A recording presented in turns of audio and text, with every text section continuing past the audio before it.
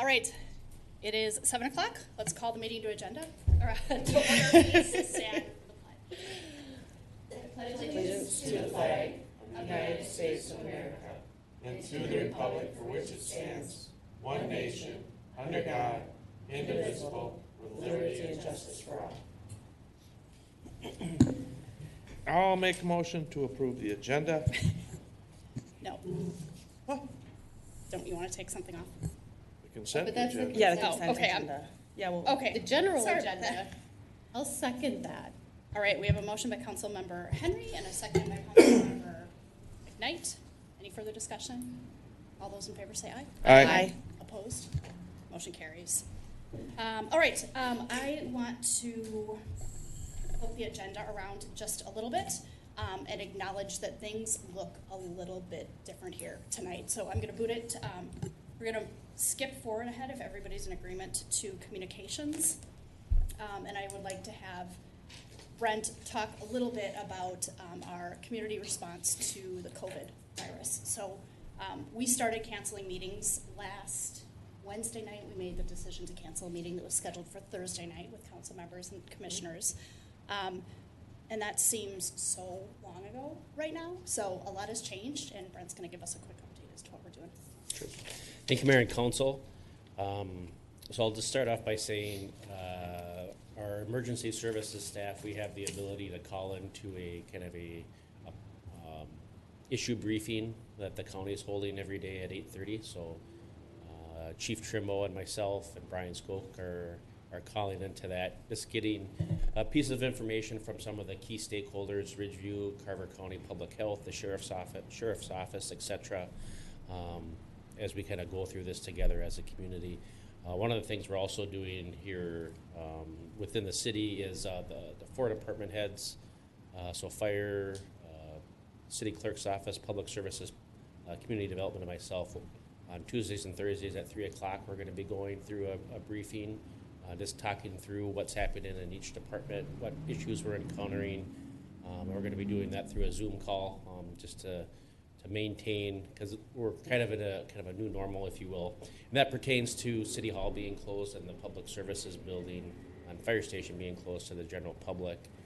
And one of the challenges that we're really facing here is, one, keeping the community healthy, but two, keeping staff healthy so we can provide essential services. And one of the things that we really identified early on is because of the size of our staff, if one of our team members were to get sick, and thinking about quarantine, we wanted to segregate basically our team into 2 teams, so that we could have a certain group work 2 days, and then the other group come in 2 days after that, so that if, for instance, I got sick, the whole City Hall crew wouldn't have to go into quarantine. And so each department has developed a plan, which I've shared with the council. And so that's what we're moving forward with. Public services is doing that too. In essence, to make sure that we're providing that police service, which is through the Sheriff's Office. Fire, so the fire department has moved to a kind of a duty crew model. Public services has done a split shift. And then the City Hall staff is as well. And so we've identified essential services as being fire, police, water, sanitary sewer, flood protection, and snow plowing services. Now there's things that we're going to continue to do. We're continuing to do building inspections. We're really trying to scrunch that schedule down. The building inspector is working out of his truck with a laptop, so he doesn't have to come into City Hall. We're processing applications and submitting or getting back the permits via the mail or email. And so we're inviting that. Yes? No, go ahead. Understanding that some patterns or what people are used to are going to be disrupted. And so we're open to maneuvering and adapting, but it's going to be hard, I think, for the first part of this, because we have a drop box downstairs, but they know we're in the building, and so can you just come downstairs and pick it up? And so using that drop box, but probably being a little bit more firm here at the beginning until we can establish kind of expectations for the community. But we still think that we can provide excellent service to residents and other stakeholders. It's just going to be in a different way. We've canceled all events in the city hall through at least March 31st. One of the things that Vicki brought up earlier today is the church by the river, and without walking through that a whole lot, we had an opportunity to talk to the council. My inclination would be to include that. We don't have that on our regular cleaning schedule, and so if we would continue to rent it, I believe we'd have an obligation then to amp up and have that space totally disinfected after every use. But the council's here tonight, and so if you have a different position on that, we can certainly talk about that. The utility bill payment drop box, as I mentioned, is open 24 hours a day. If there are other documents that folks want to drop off in there, they're certainly welcome to do that. And then also recognizing the times that we're in, we won't be pursuing or going through any processes related to water shutoffs for folks' utility bills. And if folks are struggling, we invite them to call into City Hall. I have the number on the next slide, but set up payment plans. We want to be with the community on this and make the main thing, which is keeping people healthy and keeping our loved ones healthy. And so we'll figure that stuff out later. We want to make sure people have water, can wash their hands, keep clothes clean, etc. And so then the second slide here is just, the different ways that people can get in contact. And we've posted a bunch of items related to COVID-19 and how you can get yourself screened through Ridgeview and County Public Health on Facebook and Twitter. But as far as city business goes, still use 911 for emergencies. Here's the main city hall number, website.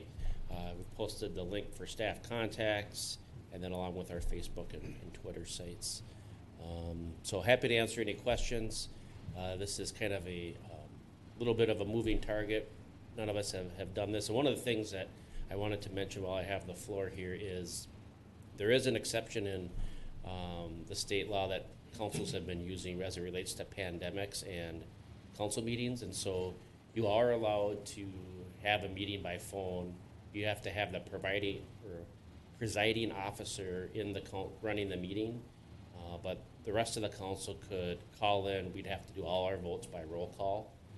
So as this unfolds and as we one of the things that this is teaching, I think, at least me and I believe the staff, is that we can only plan for one day at a time, and so we don't know what the world is going to look like on April 6th. It's really hard to tell, and so just wanted to put that out there as an option. I know in the past, I think Councilmember McKnight and Mayor Johnson have tried to do that, but their rules have been strenuous, and they're relaxed when a pandemic is in effect, and so wanted to share that with the council. So happy to answer any questions. Yeah, so just before we get to questions, Brent and all of the department managers have been doing a really great job on this. With the schools in the state of Minnesota closing yesterday, that tripped the threshold for us to close, pretty much shut down everything as far as city buildings, which I'm in agreement, Church by the River needs to be shut down. So there was a flurry of activity, and I would imagine that Brent put in a 10-hour day yesterday on a Sunday. So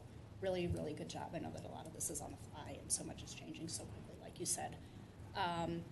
The other thing that you didn't mention, we're hearing a lot about the economic effects of this. I am committed to make sure that every single one of our city employees gets paid. Everybody's going to still be getting paid. We've got redundancies in place that if, heaven forbid, the folks who are doing payroll and all that kind of stuff get sick or don't feel well and want to stay home, that they will still get paid. Also, I'm not opposed to doing the call-in meeting structure, if that's something that you guys want. I hope that we would trip to that if anybody feels even the slightest bit unwell and doesn't want to come in. We're in the point where we can be pretty flexible at this point. So, yeah. Yeah, I guess for the meeting on April 6th, we have a little bit of time to wait and see what the world looks like at that point. Yeah. So if it doesn't look any better, I would be just fine with doing that kind of call-in meeting. Right. I don't see any problems with that. I also would like to say for the staff, this is fantastic, what is happening with trying to keep people separated on separate shifts. I would actually say to even go further, that if there are staff that maybe that can be out of the office even an additional day per week because they have the capability to work at home, It's not a day that someone, we obviously aren't having meetings, people aren't coming in. I would actually encourage even more of our staff, if they have the opportunity, to stay home, even more days a week at this point. I don't know how the rest of the council feels about that, but I have faith that our staff will be working the same as everybody else who's working from home right now. Yeah, that's met with full support. I think there's a different set of circumstances when you don't have walk-up traffic, and literally every meeting that we're doing is through some type of platform, and so we're going to support that 100%. I appreciate you saying that, because I think that is good for the staff to hear as well. And I also wanted to point out, it's one of those things that you don't realize at the time how important it is, but Vicki and Brian put a ton of work into getting the city into a cloud platform. And I've talked to other colleagues in cities where they don't have a virtual desktop, so I can be at my kitchen table and get all my files, and everybody else in the city can do that. And without that, we'd be struggling to really keep up. And so without that work 2 or 3 years ago, and kind of all those pieces, and so what that has done, as an example, as you know, we're kind of slim in accounting. It's like Kathy Elke and Brenda Efta are kind of do our financial work.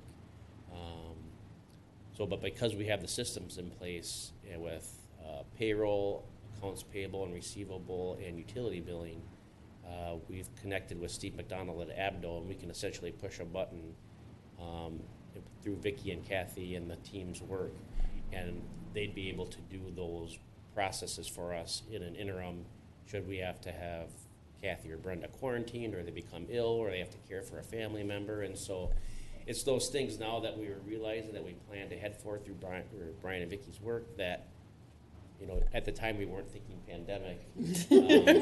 Right.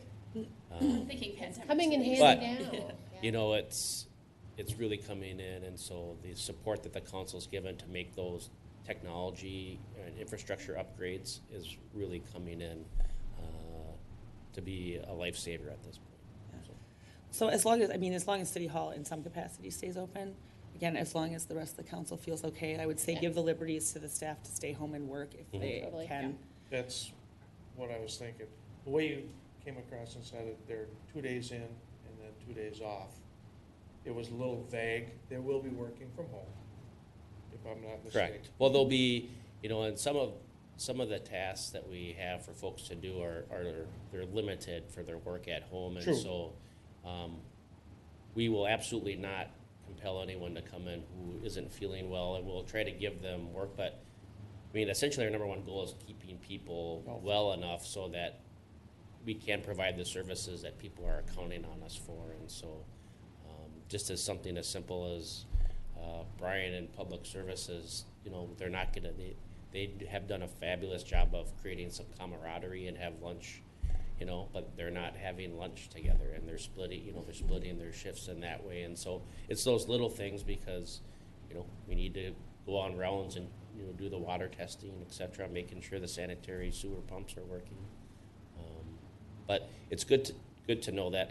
I'm sure the staff will appreciate that message from the council. I have another question too, especially with Brenda Efta and the amount of mail that she opens when it comes to public utilities. Are we providing gloves to her and staff so that thanks. I figured you would, but came to mind. As one of the messages, whether it would be gloves, late last week we talked about if there's really anything that you're doing that you feel like, I don't feel comfortable with this, let's have a conversation about it. And do we have to do it? Is there personal protection equipment, whether it's gloves or goggles or handling it in a different way that we can do? But very good point on the mail. Yeah. And then I also agree, Courtney, that the Church by the River should follow the same standards that every other building has to. And thank you for our setup here tonight, Brent, so that we are spatially away from each other here. Yeah, and that's the reason why we have little staggerings to exhibit best practices of social distancing. Really good point of bringing up the cloud platform. You often talk about unintended consequences, Brent, and it's not good things. I would argue that this is a really good unintended consequence. So kudos to you, Vicki, and to Brian as well for all the work that went into that. And thanks to everybody for rolling with the punches as we all kind of navigate this new normal. So, thank you. All right. Anybody else? Okay. Let's see. Moving on, we do not. Community comment. Did you get any comments submitted? I did not. Okay, so again, part of our new normal is we are allowing folks to make appointments to call in if they want to our meetings. Correct. Okay, or as always, submit email, which Brent will Right. read. So I'm in the sign of the times, a little relieved to see that no one is here tonight and that everybody is practicing that social distancing, but nobody submitted their comments. Presentations and reports. We have an update on the 2018 stormwater project. And I told Dan to stay home tonight. That's a project the city council approved in 2018 related to some stormwater lift station work at the end of Broadway and over by the entrance to Riverside Park, along with some work that was going to happen on Jonathan Carver Parkway. And essentially, that project has been delayed and delayed because the river keeps coming up. And so the purpose of that was the river's still up, so it's still delayed. But so much time has passed, I asked Dan to just kind of give a refresher to the council. But since that's nothing's happening right now, I considered that to be non-essential and said, Dan, we can get that at a later council meeting. So we don't have a report for you tonight on that project. But that was helpful. I'm sorry, you told me about that this afternoon when we spoke, so sorry about that. But thanks for the overview. Moving on to public hearings for the connection fees. I'll take this one, Mayor and Council. So the city has been working a number of months on a long-term financial plan, which one of the primary features of that was looking at how we're going to fund a new water treatment plant or an expansion of our water treatment facility. And we went through several editions of that and reached out to our partners in the development world and asked them for feedback related to development fees. And through that, we went from a new facility to an expansion of the facility on Mount Hope Road. And so what you see here is a result of all that work for several months between staff, the council, residents, and developers. And so a public hearing is required for any items that are related to a land use fee. And so tonight we're looking at our sewer connection charge, water connection charge, and our stormwater area charge. The water connection charge is obviously related to the expansion of the water treatment facility, which is planned for 2021. The new fee structure was sent out to our national builders, which is M.I. Lennar and D.R. Horton. We didn't receive any comments on the new proposal, and then there was also the March newsletter had information related to connection fees, which doesn't really relate to a resident per se, but information was put in there. So again, tonight is the public hearing for that. And so happy to answer any questions. If not, the mayor may want to consider opening the public hearing. That I will do. Let's see, residents and other stakeholders could submit written comments to bmerrick@cityofcarver.com to be read aloud at the meeting. Residents and other stakeholders could also submit verbal comments via phone during the meeting by making this request to the city manager, by emailing him at bmerrick@cityofcarver.com by no later than 4:30 p.m. this afternoon, Monday, March 16th. Let's see. So I think we Excuse need a me, motion Mayor. to open. You don't need a motion to open it. Okay. You can just open it. Okay. But since we have a little bit of time, maybe you can just keep it open and then handle the consent agenda, and then come back after the consent agenda and then close the public hearing if there isn't any additional comment. That sounds good. So we will open the public hearing, and we'll have Brent monitor his email to see if there are any comments that come in. So we will keep that open then. All right. Let's move on to the consent agenda. I would like to pull 7.6 off of the consent agenda and then make a motion to approve it as amended. We have a motion by Councilmember Mock and a second by Councilmember Henry. Any further discussion? All those in favor say aye. Aye. Opposed? Motion carries. All right, Christy. All right, thank you. I was looking at the facility rental report and specifically looking at the village hall. I had a conversation with a resident over the weekend who had looked at renting the city community room downstairs for a bridal shower, which would have been like a late morning to an early afternoon, under the 4 hours and under. They wanted to have mimosas during their bridal shower, and then they were going to go after that fact and then go to the establishments and the stores and wander around town. The cost for that, because of the alcohol, was so prohibitive because it was getting near, I believe, $400, between $350 and $400, with the time that they wanted it for and then having the monitor being required, that they ended up saying, and this is a longtime Carver resident who, her own words to me were, I was so excited to get to use the building. We then actually ended up going to the Chaska VFW because it was cheaper and it was more affordable. So when I started looking at the facility rental activity that we've had, thank you, Vicki, for putting this together, the last time that this was actually a paid rental was last September, which I believe would probably have been related to Steamboat Days. I'm only making a guess. There's a $400, it says fees collected on here. So, Vicki, I don't expect you to know offhand. I didn't I think talk it's to a you about this birthday before. party. It was a birthday party? Okay.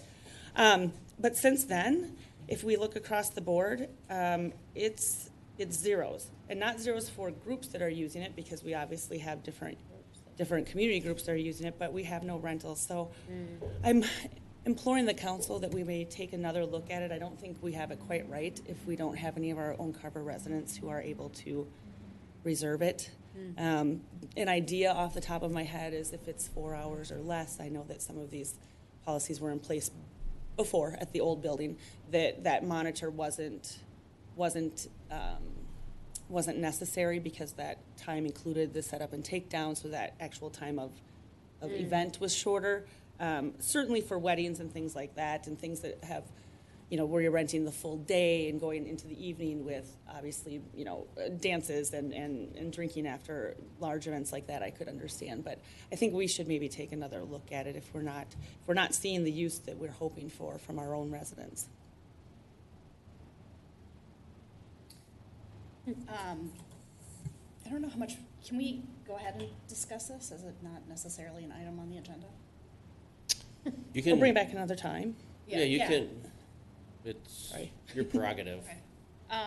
I'm happy to bring it back at another time.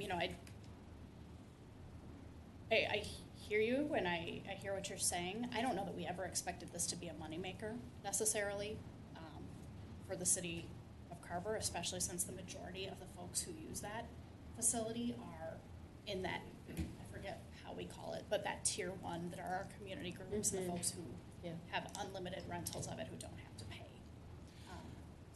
So I'll have to beg to differ just a little bit, because obviously I used to be city staff who used to rent out the buildings here. And it was a different dynamic. We had a gym and we had a hall. Yep.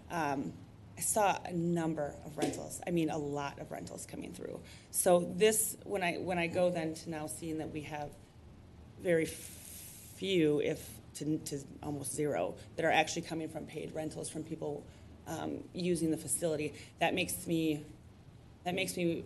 think that we've got a little more to look at here. I by all means don't think this is going to be a moneymaker. We're somehow going to be running the city off of rentals, but this is just showing me that our own community is not using the building.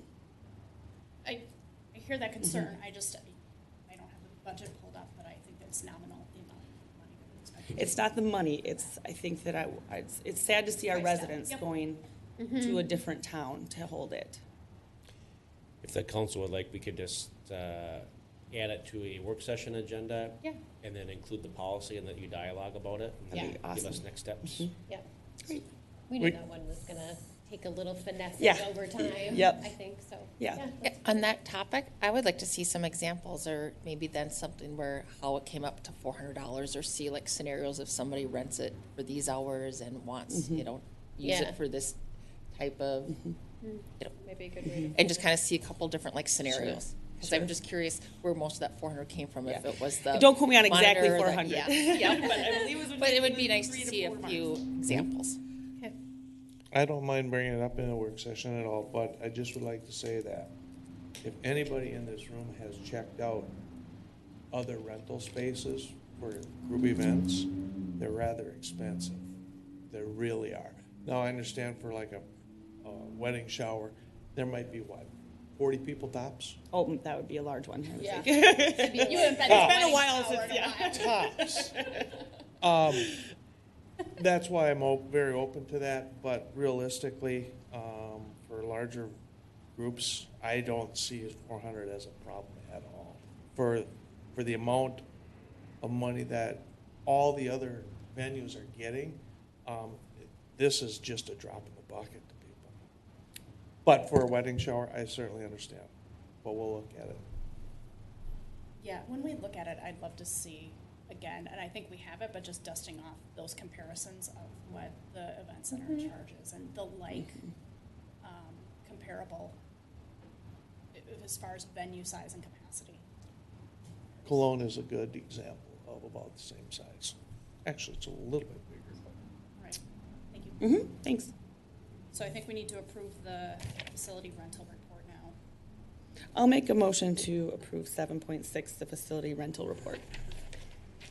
I'll second that. Motion by Councilmember Mock, a second by Councilmember Henry. Any further discussion? All those in favor say aye. Aye. Opposed? Motion carries. All right, no unfinished business. Moving on to new business, 9.1, the 2020 fee schedule. Sounds like. Excuse me, Mayor, I think Yep. before you get to that, since the, Oh, got it. Vicky's handling the fee schedule, if you want to close the public hearing Okay, first. so I'll entertain a motion to close the public hearing. So moved. I'll second that. We have a motion by Councilmember Henry and a second by Councilmember McKnight. Any further discussion? All those in favor say aye. Aye. Opposed? Oh, I'm sorry. Aye. I didn't get in that with that, so. Oh, Should we try that again? yes, thank All you. those in favor say aye. Aye. Opposed?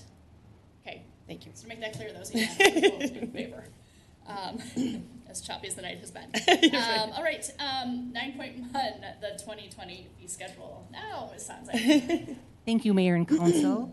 As noted earlier by City Manager Merrick, there were some proposed modifications, changes to the connection fees. As discussed in the newsletter that went out with the utility billing for the March utility bills, also as identified in the council memo in the packet for this evening. I'm reiterating that the city is anticipating and planning for the construction of a fifth well and an additional water treatment facility in 2021. Preliminary estimates show the cost of that well to be $1.1 million and a water treatment plant to be $11 million, with the city council recently directing staff to pursue all available cost-saving measures. In addition, the recently completed long-term financial plan determined increases as necessary to generate a positive cash flow to finance future system improvements and growth of these services. As identified on your screen there and highlighted in the council memo, these would be the utility rates relevant to water, stormwater, and water usage charges. That would be the additional recommended changes and increases to those fees. So in total, the ordinance that you would be considering for tonight would include the connection fees identified earlier by City Manager Merrick. In addition to those utility fees, comprehensively, this would be the Ordinance 01-2020. And then therefore, when this is adopted and published in the newspaper, the ordinance setting those fees would then become effective April 1 of 2020. All right, any questions? No. Right, nobody likes to raise these fees, of course, but we need to because we need a water treatment facility, so. Was there any comment from the newsletter? No. Just checking. Brent, when was the last time the fees were raised? Was that 2008? The water fee? Yeah, Last year. the water fee. What about, The, we never did have the base fee. Base fee's new. the base fee was new in 2019. Okay.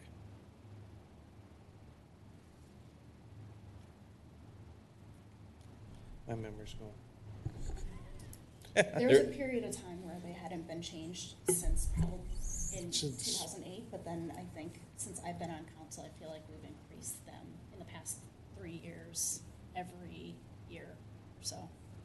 Correct. Thank you for understanding that meant. I need some reinforcement. I'll make a motion to adopt ordinance 01-2020, amending certain fees charged by the city. I'll second that. We have a motion by Councilmember Sayer and a second by Councilmember McKnight. Any further discussion? All those in favor say aye. Aye. Opposed? Motion carries. All right, 9.2, the Humane Pet Store Ordinance. Thank you, Mayor and Council. At your December 2nd meeting, the Humane Society of the United States requested the City Council consider the option of a Humane Pet Store Ordinance. Representatives from the HSUS advocated for the ordinance that would primarily regulate the sale of animals and require a certificate of source and subject pet stores to inspections to ensure compliance.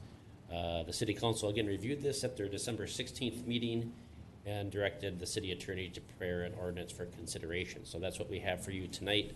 I do want to point out subdivision 3, it was inadvertently deleted. And so thanks to Councilmember Mock for pointing that out. I worked with Ron Blum, who is filling in for Larry Harris tonight. So subdivision 3, A and B have been updated into your packet. The ordinance was prepared by the city attorney, modeled after the city of Eden Prairie. So I or Ron can answer any questions technically related to the ordinance, should you have any.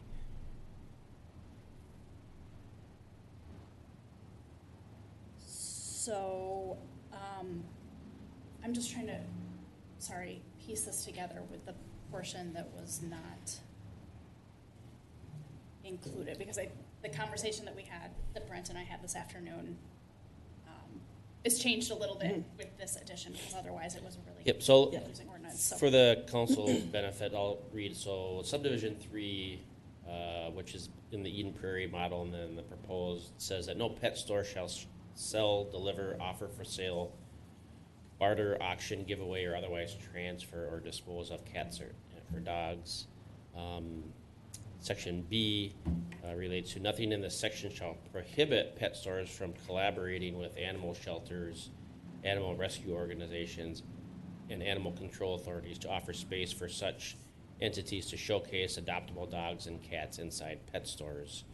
And so how this really, kind of the workflow, if you will, is that pet stores can have cats and dogs, but the certificate of source, which is the subdivision below it, will say that it's from the local humane society, etc. And so really provides the teeth of prohibiting someone who's running a kind of quote unquote puppy mill or cat mill, if there's such a thing. Weird meeting. Doing that. Yeah. Okay, so we are, So the language, if Courtney, is in the version now that you can, I downloaded this week and I'm having a hard time Okay. getting it to download from the website. so if we remember when they I came. just did too, and I just closed it, opened it back up, and it had the new ordinance in there. Okay, I got a page not found. I got a page not found. Go back to the main Yep. page. Yep. To the email it? Yep. You just Did go, it again. Otherwise, I just went to the Page cityofcarver.com. not found. If I just went, Go well, back I to just the went to main the website, Joy, and then just opened it. All right, hold on.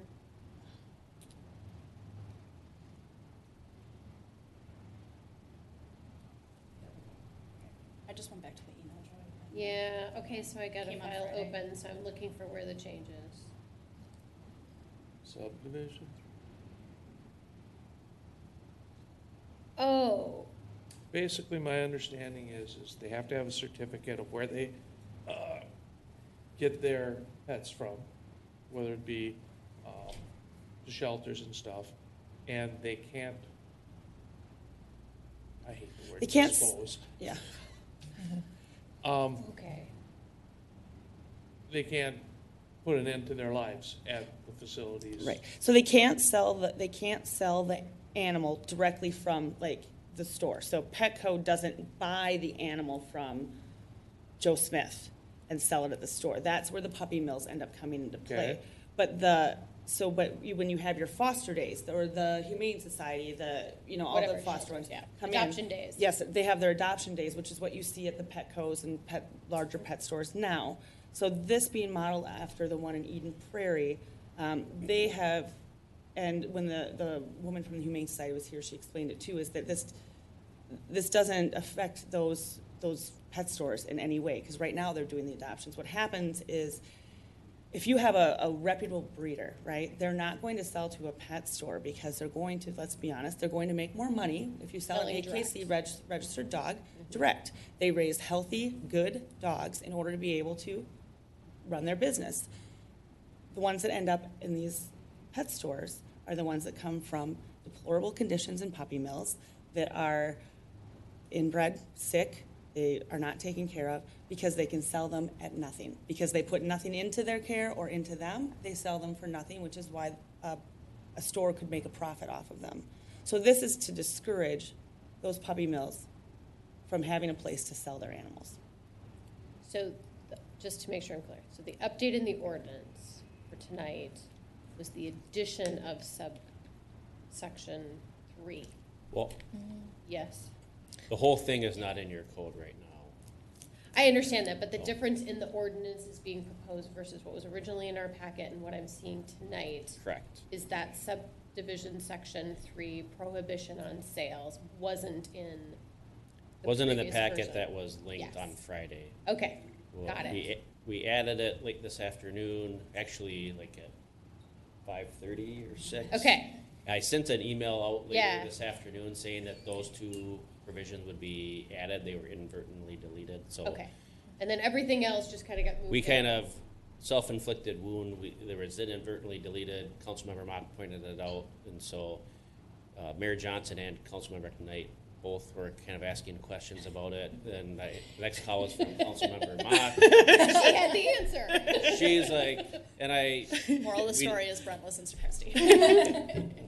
The story is what? But Okay, good. All right, I got it. we did a side-by-side, and then found that, and then I consulted with Ron, and Okay. were able to walk through it, so. Got it. It makes more sense to me now. It Thank does you now for as well. going Thank you. through, because it didn't, the words that I said was, this Sure. doesn't have teeth, this doesn't say anything. Yeah. I felt like we were missing something. We went right to certificate of source, and I was Yeah. like, scrolling Because back we up. were. Did I miss something? Okay.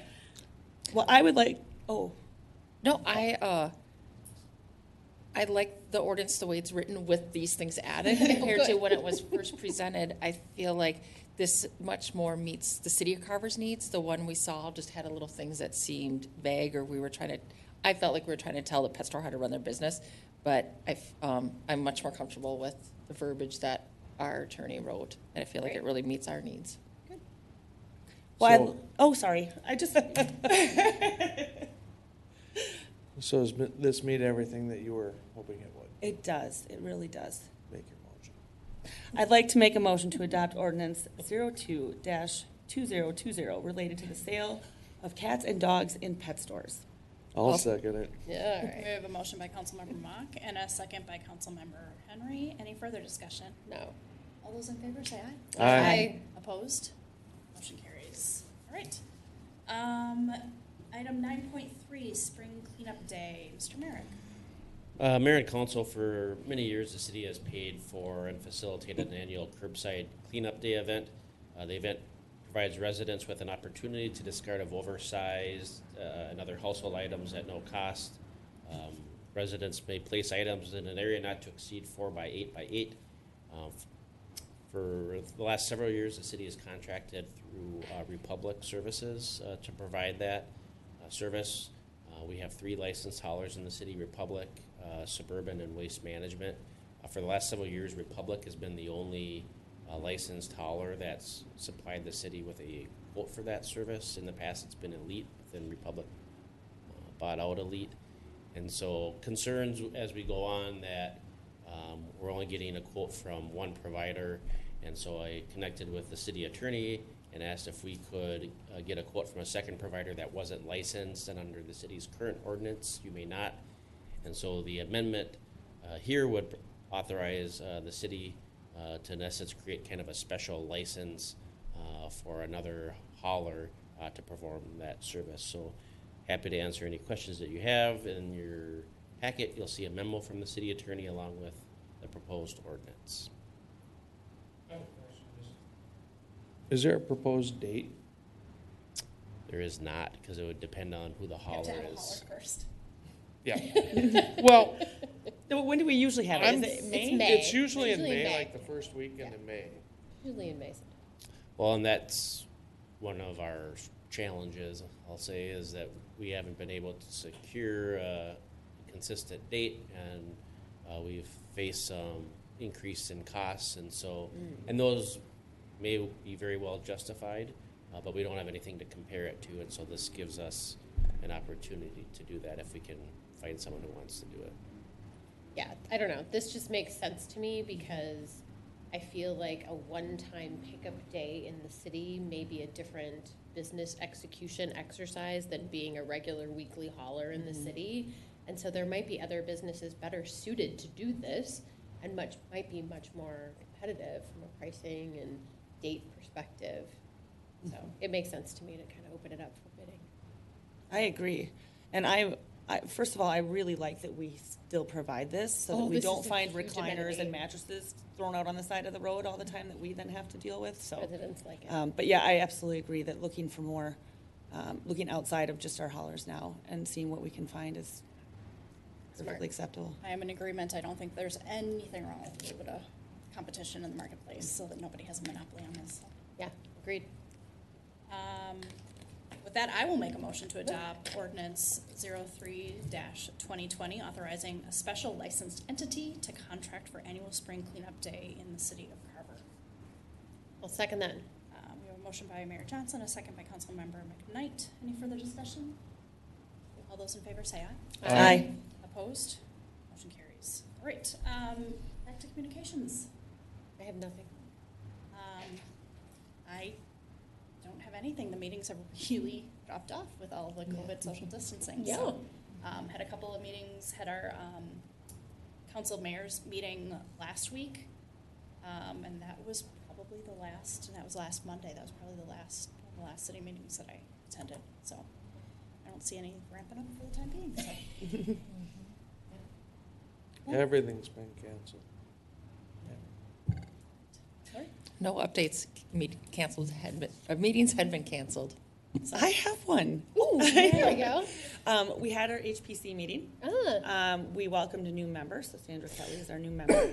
We said goodbye to a couple of members, and one of them, well, David Lavin, and then John Von Walter, who's been oh, yeah. on I couldn't even tell you how many years he's been on there. So John did actually come to the meeting as a resident and an observer, so he did come. But one of the things we went through was looking in the future, what can possibly be approved in-house by staff and what the group would like to see come before them for votes. So we narrowed down a few things. We added and subtracted a few things, but there's some kind of very typical things that the guidelines lay out that they'll be able to do here in-house. So we'll still have HPC meetings, but they might be a little bit more infrequent, just depending on what comes up. With the idea to improve kind of the user experience of our Yep. residents. Can you Yep. give an example of what used to be a go through the city and now go through the HPC and sure. now is a And use my Sorry. No, I know doors was one that was added. So if somebody wants to change their front door, Ah, okay. that they would just go through the city. Our building staff can certainly take care of that. One that was removed was that signs were, and these were just suggestions from staff. So signs was removed because signs can be in so many different shapes and forms and lights and no lights that was something that they still wanted to see. Things like windows that can really dramatically change the historic look, that will still come through. Let me think if I can. I'm satisfied with those I just examples. want to say there's another couple of them that we'll run through staff now. So Thank you. yeah. Mr. Merrick? Just a couple of things. I had sent out a message to the council, I think about a week ago, but we're exploring, and the mayor's been helpful with this, but some type of an incentive program to promote responsible beverage serving for our liquor license holders. I believe the mayor has maybe reached out to a couple of the bars. Do you Yeah, want to expand sure. on that? Sure. So we talked about, when was it? Middle of last week. I sat down and talked to Lisa and Laura, and I wasn't sure what their reaction was going to be, and they were both like overwhelmingly supportive. And in their words, so the idea is, if you and two of your servers, two of your staff, attend the responsible liquor training, the city will then give you a $250 credit or reduction in your liquor license. They were both really, really in favor of it. I did not make it to the Doghouse or to Carver Liquor, and to be quite honest, to do so at this point would be really, really tone deaf given the state of affairs of our world.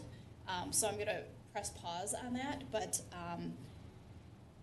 Laura Nishi said that the trainings can actually be fun, and she has people in mind that she sounds like she wants to send regardless of if we make this a requirement or an incentive. So I think that we will revisit this when it's a little bit more appropriate.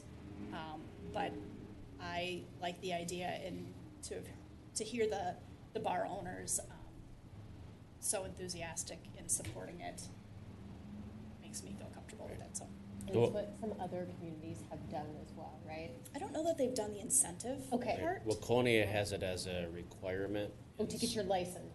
To get your license, and just considering if they're sending staff, they're usually paying them to go, and so they have Right. costs, and so can we provide it as an incentive?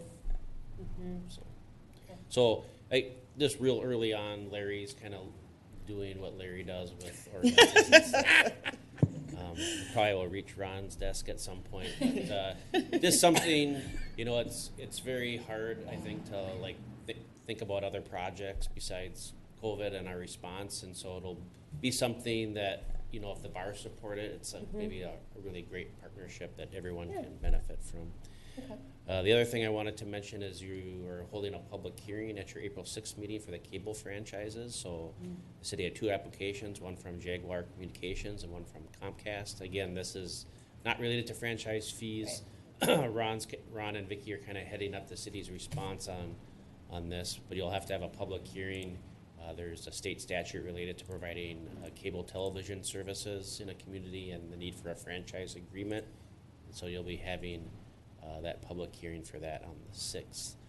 And we're still gearing up to provide kind of a big picture view of the Jonathan Carver Parkway project during your April 6th work session. So it includes the main route, the local improvements, which are Monroe Drive, Ironwood Drive, and Dahlgren Road, along with the landscaping plan, and just going through the costs, and then getting really some good direction from the council on where to push forward, where to move back, where to reassess, et cetera. So looking forward to that. Brent, I have a question. So April 6th could be gearing up to be a substantially long meeting with the work session and then for the meeting. I mean, do we have a lot that's coming on that agenda? So I'd say the work session will likely dedicate completely to Jonathan Carver Parkway, Okay. so that'll be an hour.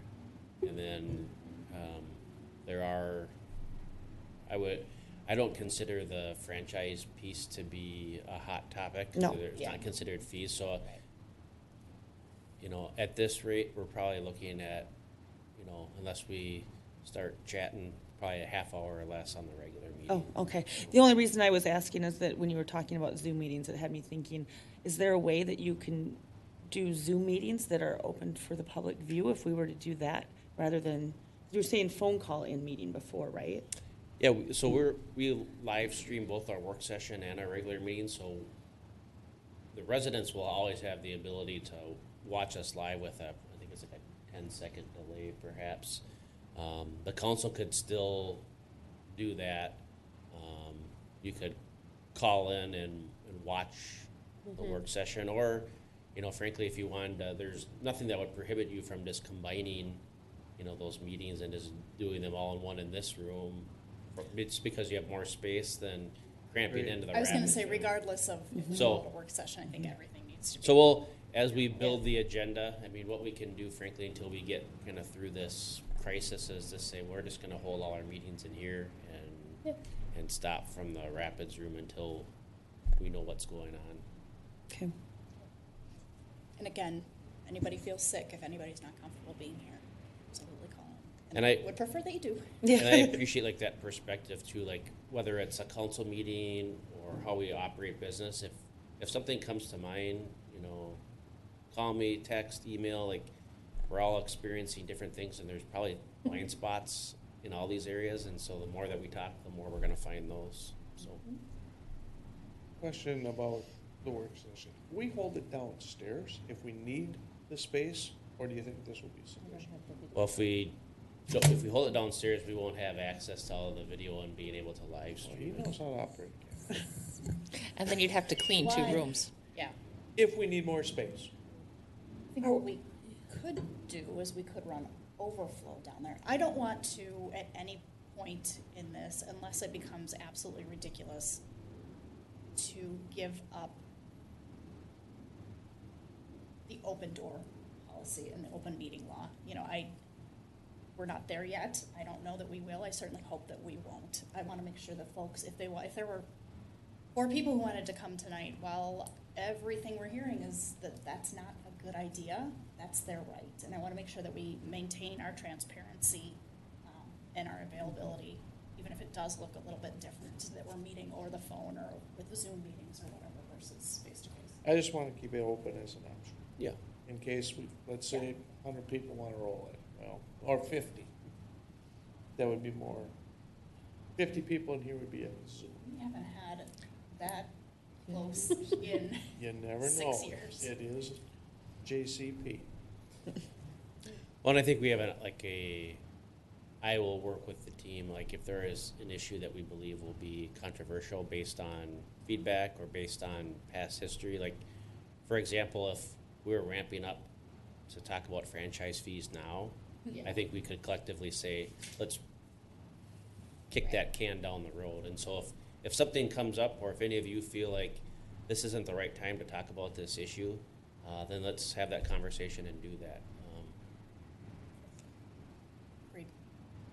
Perfect. Thank you. Anything else? All right. That'll entertain a motion to adjourn. I'll make a motion to adjourn. Motion by Councilmember Mock, I'll second. second by Councilmember Sayer. All those in favor say aye. Aye. Aye. Opposed?